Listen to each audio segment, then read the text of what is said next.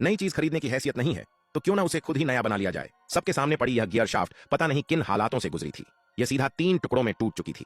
साफ दिख रहा था कि अब यह कबाड़ हो चुकी है, लेकिन फिर भी रवि ने इसे मरम्मत करने का फैसला किया। वह अपनी 125 मोटरसाइकिल पर बैठकर रामलाल मास्टर की वर्कशॉप पर पहुंचा ताकि इसे ठीक कराया जा सके।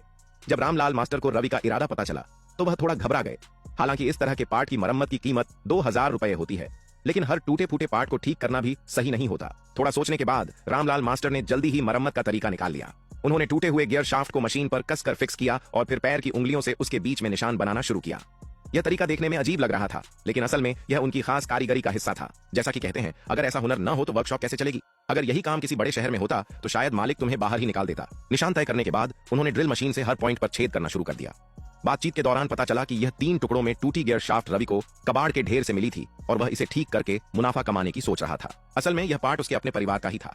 इसके कटे हुए हिस्से इतने साफ और सपाट थे कि साफ समझ आ रहा था कि यह सामान्य टूट फूट नहीं बल्कि किसी मशीन से काटा गया था। रामलाल मास्टर जानते थे कि यह काम आसान नहीं है, लेकिन जब काम हाथ में ले लिया तो पूरी मेहनत से करना ही था। सभी छेद तैयार करने के बाद उन्होंने अंदर स्टील के पिन लगाए जो इन टूटे हिस्सों को जोड़ने के लिए बेहद जरूरी थे। यह गियर शाफ्ट बहुत अहम होता है। यह गियर और शाफ्ट दोनों का काम करता है। जब इसमें ताकत डाली जाती है तो यह घूमने वाली ऊर्जा को दूसरे हिस्सों तक पहुंचाता है और अलग अलग गियर के जरिए स्पीड कम या ज्यादा करता है। साथ ही इसका शाफ्ट हिस्सा पूरे सिस्टम को संभालता है और वजन व दबाव को सहता है, जिससे मशीन सही तरीके से चलती रहती है। वेल्डिंग के बाद इस गियर शाफ्ट को लेथ मशीन पर फिक्स किया गया और रामलाल मास्टर ने एक्स्ट्रा मेटल को सावधानी से हटाना शुरू किया। क्योंकि पुराना हिस्सा इस्तेमाल के लायक नहीं था, इसलिए उसे नए सिरे से तैयार करना जरूरी था। जैसे जैसे ड्रिल अंदर जाती गई, छेद गहरा होता गया। अब कोई पूछ सकता है, क्या इस तरह बीच में छेद करके वेल्डिंग करने से यह दोबारा नहीं टूटेगा? लेकिन यह चिंता रामलाल मास्टर ने पहले ही सोच ली थी। 2 मजबूत स्टील रॉड और वेल्डिंग के साथ यह पार्ट इतना मजबूत बना दिया गया कि आगे चलकर यह हर तरह के दबाव को सह सके। इसके बाद उन्होंने अंदर के छेद को और बड़ा किया और मार्कर से निशान लगाए। यह कोई साधारण काम नहीं था, बल्कि आगे थ्रेड पेंच बनाने के लिए जरूरी था। फिर उन्होंने अंदर थ्रेड काटने का काम शुरू किया। आमतौर पर ऐसे गियर शाफ्ट एलॉय स्टील से बने होते हैं जो मजबूत और टिकाऊ होता है।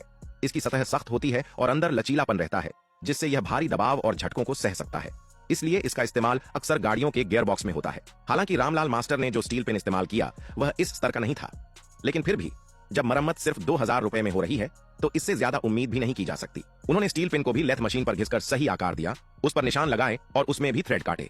इसके बाद इसे गियर शाफ्ट में फिट कर दिया गया। सभी पार्ट्स को जोड़ने के बाद पूरी मरम्मत पूरी हो गई। रामलाल मास्टर की मेहनत और हुनर से यह 3 टुकड़ों में टूटी हुई बेकार लगने वाली गियर शाफ्ट फिर से जैसे नई बन गई। पूरी मरम्मत प्रक्रिया को देखें तो यह सिर्फ एक काम नहीं था, बल्कि एक कला थी, जहां उन्होंने अपने अनुभव, समझ और जुगाड़ से कम खर्च में बड़ा काम कर दिखाया। आज के समय में जब पारंपरिक कारीगरी धीरे धीरे खत्म हो रही है, रामलाल मास्टर जैसे लोग अपने हाथों से इस पुरानी और अनमोल कला को जिंदा रखे हुए हैं।